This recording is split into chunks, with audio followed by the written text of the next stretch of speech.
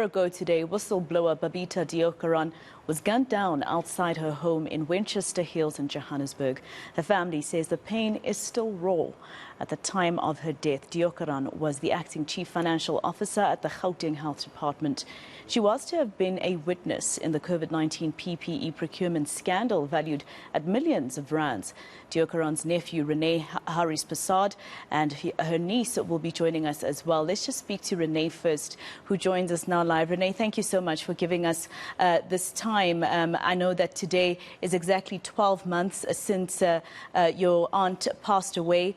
Just tell me, first of all, of course, about her daughter, who she had just dropped off at school that morning before she passed away. How is she doing? Hi, Maseko. Thank you for having me. Her daughter, who she dropped off at school that morning, was so loved by her mom.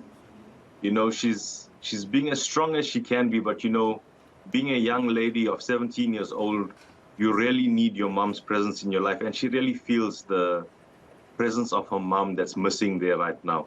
So even though she is strong, she's as strong as can be, but she really does miss the presence of her mom, and especially because it was just her and her mom was her everything. So Babita is missed by her daughter and by the extended family every single day. And, you know, I mean, finding out all the information that she was supposed to be blowing the lid on so much corruption happening in her office. Recently, there was an article about how just weeks before that, she had blown the whistle on alleged corruption taking place at the Tembisa hospital. How does that make you feel that till today, although arrests have been made, no convictions have happened?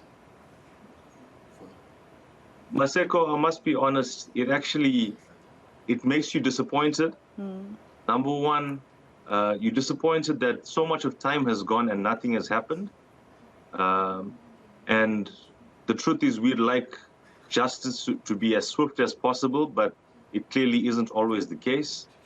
And we're also immensely proud of my aunt Babita for being able to uncover this and not being just quiet about it, but raising the red flag. Because when we read these articles and you go through them, it really hits very close to home.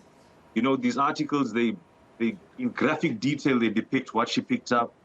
And reading through it, as a reader, you just immediately see all these red flags. And the fact that she raised this and she was brave enough to stand up and say, this is wrong, we need to investigate this. We are proud of her, but we are also very, very saddened that nothing has happened since then.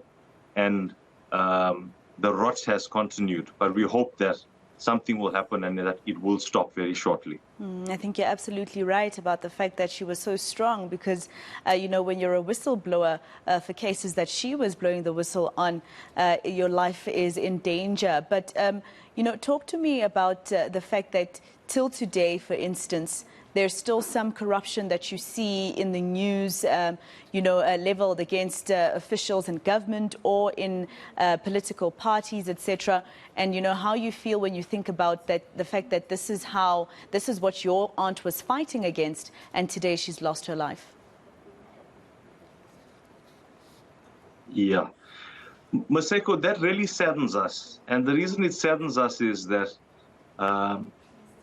somebody had to lose their life for somebody else's greed and corruption.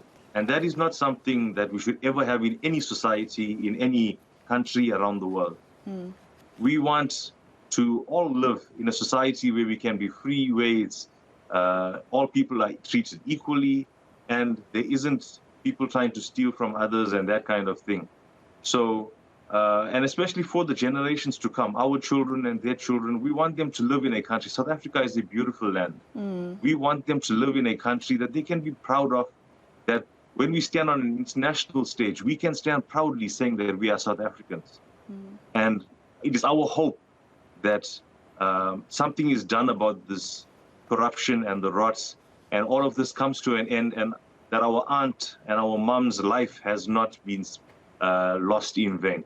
Rene, you know, it's been a year, like I keep saying, and it's so disheartening to see your family basically commemorate a year and still nothing with such a huge case. 6 arrests were made, of course, but, you know, there's questions about the mastermind as well.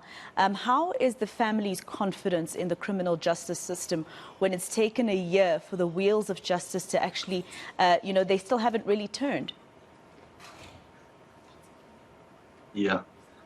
Maseko, we do understand that in a case that is as big as this, it will take a fair bit of time.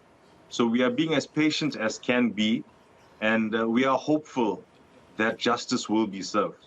Unfortunately, we cannot get our dear aunt Babita back, but we hope that justice will be served and that this will never happen to anybody again, and no other family will go through what we are going through and what we have gone through this past year and will continue to go through, because her presence is continually felt that it's missing. Just lastly, Rene, we were hoping that Karishma would be able to join us during the time that we've been speaking to you, but I think maybe she hasn't been able to yet. What are the plans today? I mean, I know that it's a sad day. I can imagine that her daughter woke up this morning and everything started flashing back, even her helper. I wonder how your relationship is with her because, you know, the news is that Babita was basically gunned down right in front of her eyes because Babita had stopped her car to pick her up on the side of the road. What is the plan today to commemorate your aunt? Okay, Maseko, the plan today is that most of the senior family members, so Babita's siblings and brother-in-laws and sister-in-laws that do not live in the Gauteng province have made their way there. And the immediate family, especially, like I said, the senior family members are together there today. They've laid a wreath at the gates of her home where she was shot last year this morning. And I believe they will be doing interviews with many media houses throughout the course of the day. And then this evening, there's also some memorial services planned in her honor. And then also at 6 p.m. this evening, we'd like everybody who can and would like to, even in the comfort of their homes, just to light a candle in memory of Babita this evening.